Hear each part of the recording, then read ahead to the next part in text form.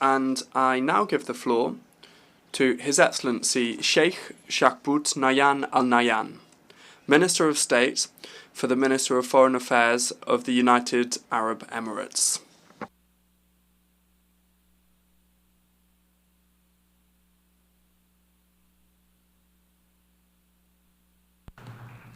Assalamu alaikum wa rahmatullahi wa barakatuh. May the peace, mercy, and blessings of God be upon you. Mr. President, at the outset, I would like to thank His Excellency Dennis Francis for his outstanding leadership of the previous session. I also congratulate His Excellency Philemon Yang on assuming the presidency of the 79th session of the General Assembly, and I wish him success in this endeavor. From the podium of this General Assembly, a place that has always embraced our ambitions and agonies, we call upon all of you to join hands and work together to create a better world for our sons and daughters and for future generations. A better world in which they can enjoy a decent, prosperous, and stable life. A world in which all political, diplomatic, and economic capabilities and the latest technological and scientific advancements are harnessed to preserve life in all its forms.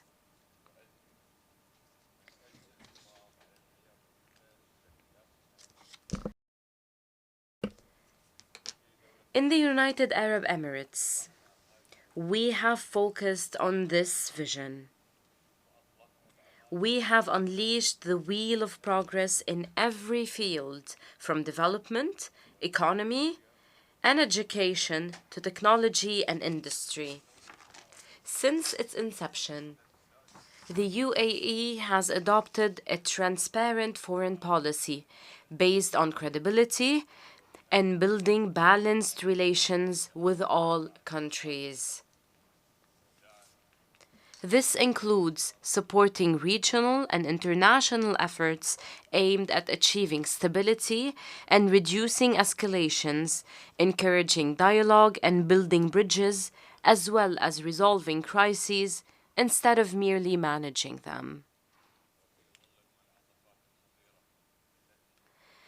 As our world stands at a dangerous crossroads, we must redirect the compass of our international action to focus on a set of fundamental and non-negotiable principles. Most importantly, we must stand united in the face of contentious issues, support all peoples without applying double standards, ensure the protection of civilians, uphold the rule of law, as well as commit to human rights and respect the principles of good neighborliness. Returning to these basic principles has become more urgent than ever, particularly with the serious violations committed in conflicts raging in our region and around the world. These violations have deepened human suffering, erased decades of progress, and caused widespread displacement, creating massive refugee crises. This has also increased the burdens on concerned and neighboring countries, particularly with the ongoing bloody wars on the Gaza Strip, the wars in Sudan and Ukraine, and the crises taking place in Yemen, Syria, Libya, Sahel, Afghanistan, Myanmar, Haiti, and other countries.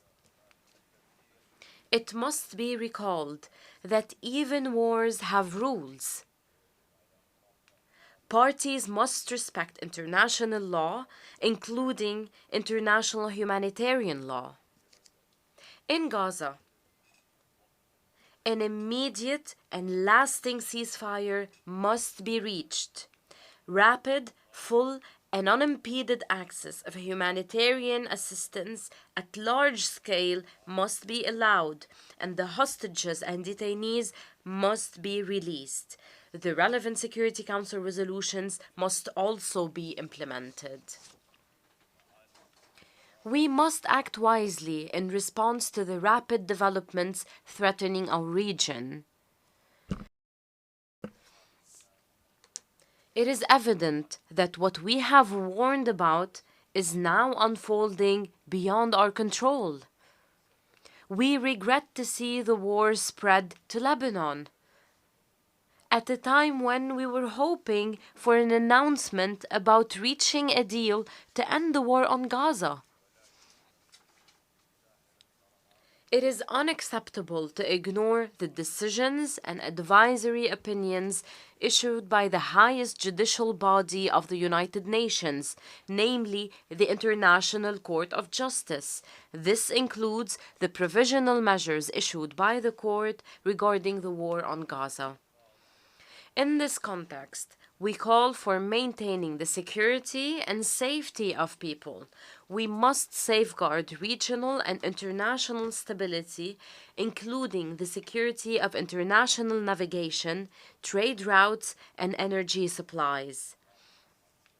This is especially crucial in light of continued attempts by terrorist and extremist groups to exploit people's suffering for their own political goals.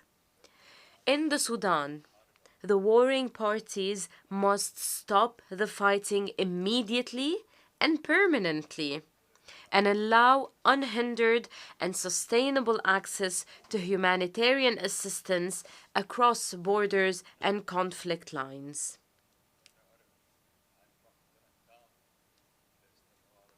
We completely reject the continued targeting by the warring parties of civilians and their obstruction of the delivery of humanitarian assistance. We strongly condemn the blatant attack launched by the Sudanese armed forces on the residence of the ambassador of the United Arab Emirates in Khartoum on the 29th of September 2024. In flagrant violation of the fundamental principle of the inviolability of diplomatic premises and of international conventions and norms, particularly the Vienna Convention on Diplomatic Relations.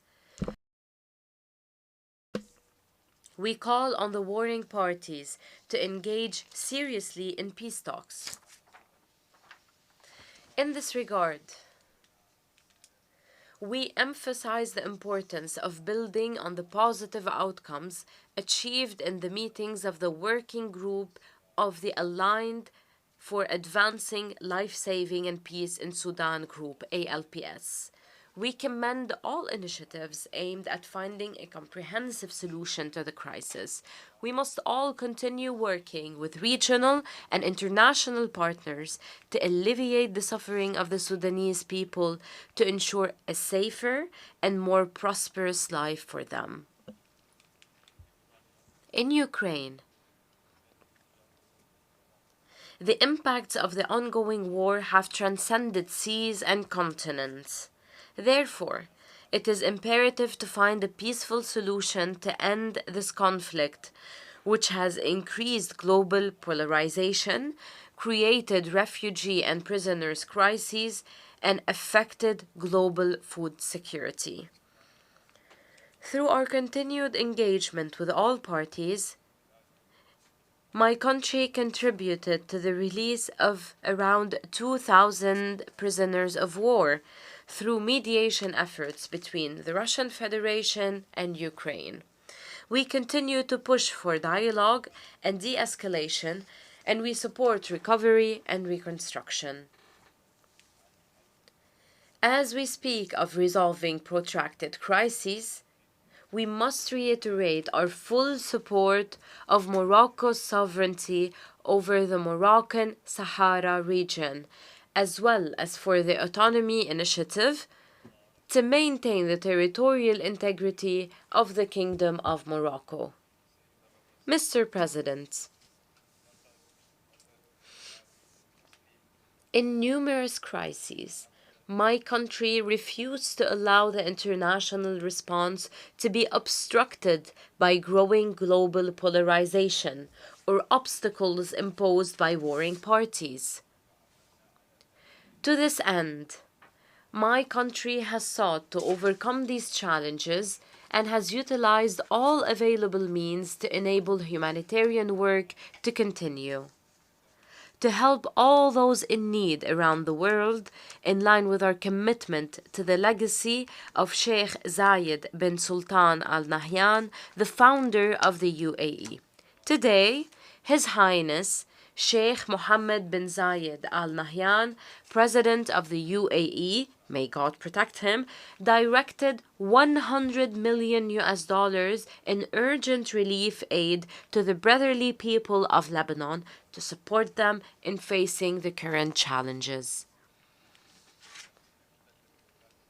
When the war intensified in the Sudan, pushing millions of people towards a multidimensional humanitarian disaster, the UAE devoted its efforts to supporting the Sudanese people. We recently contributed $100 million to support UN efforts to address the humanitarian repercussions of this war in the Sudan and neighboring countries. In addition, we established 2 field hospitals in Chad to provide medical services to all those in need, including Sudanese refugees. Similarly, we spared no effort in supporting the innocent people besieged in Gaza. To this end, we have sent urgent aid by land, air, and sea, and provided treatment to the sick and injured Palestinians through the field hospital we established in Rafah and the floating hospital in Al-Arish. The UAE also continues to help in evacuating the wounded and sick and their families from Gaza, most of whom are children and cancer patients, to receive the necessary treatment in UAE hospitals. We also maintained our support to UNRWA, which plays a vital role in Gaza. We welcome its recent launch of preparatory programs to resume its educational services in the Strip. We applaud the humanitarian workers for all their efforts, who provide a ray of hope in the dark shadow of war.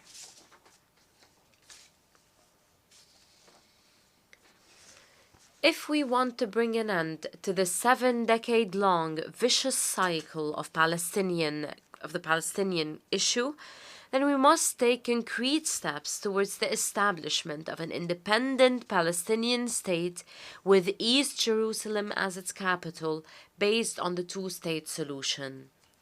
We must also consider the establishment of a temporary international mission in the Gaza Strip upon an official request from the Palestinian government to address the humanitarian crisis, re-establish security and law, and reunite Gaza and the West Bank under a reformed Palestinian Authority. This would enable the Palestinian Authority, after it is reformed, to take firm steps towards reaching a comprehensive and just political solution for the Palestinian issue. My country believes that the state of Palestine, which just a couple of weeks ago took its new seat in this hall like every other nation, has fulfilled the requirements for full membership in this organization. It deserves to be recognized by all states as a fully fledged state under occupation. Mr. President, in parallel with our efforts in these files, my country renews its demand to Iran to end its occupation of the 3 UAE islands, Greater Toomb, Lesser Toomb, and Abu Musa. These islands are an integral part of the UAE. We will continue to urge Iran to respond to our repeated calls to resolve this issue, either through direct negotiations or by resorting to the International Court of Justice. In all other issues, the UAE believes that the best way to resolve crises is through diplomacy. We cannot fight fire with fire.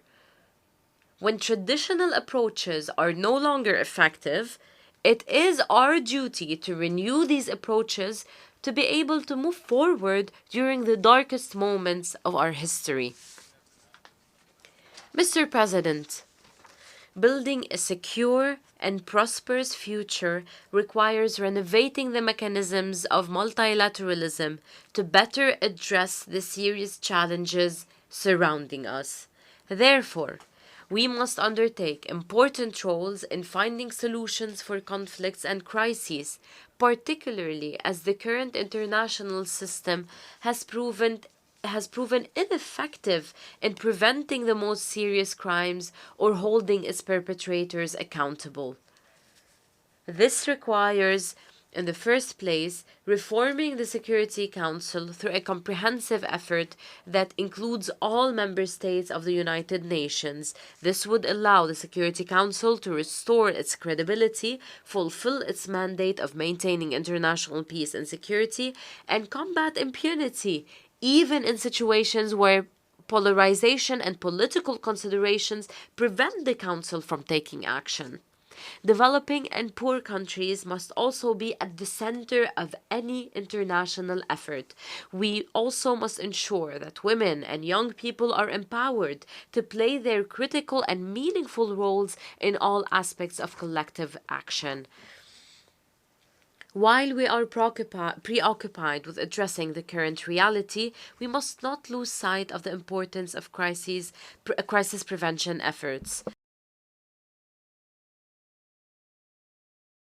The deadliest wars in history did not break out overnight. They were a result of extremism, hate speech, and intolerance accumulating over years, if not decades. This requires taking concrete steps to uphold the principles of tolerance and peaceful coexistence and coordinate regional and international efforts to extinguish the sparks of conflict before they even start. Furthermore, collective action is the only way to address the challenges threatening the future of humanity and our planet, including climate change. The outcomes of the 28th session of the United Nations Climate Change Conference, hosted by the UAE, demonstrated what we can achieve when we work together.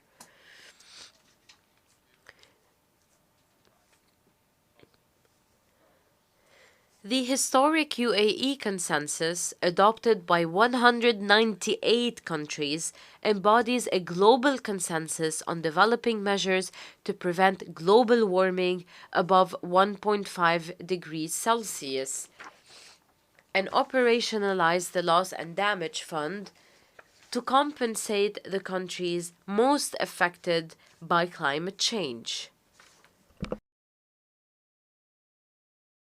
We will continue to cooperate with everyone to support climate action and clean and renewable energy solutions, including through the Troika of the Presidencies of the Conference of the Parties initiative with Azerbaijan and Brazil to provide a concrete response that contributes to the achievement of the objectives of international climate agreements. We will also continue our efforts to address the issue of water scarcity and provide sustainable clean water for all, including through the UN Water Conference, which we intend to host in the UAE in 2026 in partnership with Senegal. Our other initiatives in this field, most notably, our other initiative in this field is most notably the Mohammed bin Zayed Water Initiative launched this year. With this forward-looking spirit, we seek to explore and harness the potential opportunities provided by advanced technologies, as well as transform emerging technologies, such as artificial intelligence, to find innovative solutions for our businesses, lives, and government services. We believe that international attention and investments should be directed towards these technologies to accelerate sustainable development and achieve transformative shifts in addressing the challenges we face in different fields. This will allow the bridging development gaps and supporting progress for all. Mr. President, let us seize this opportunity to reform international collective action, our refuge in difficult times. Let us work together, hand in hand, to create a bright future that the next generations will be proud of. Thank you, Mr. President.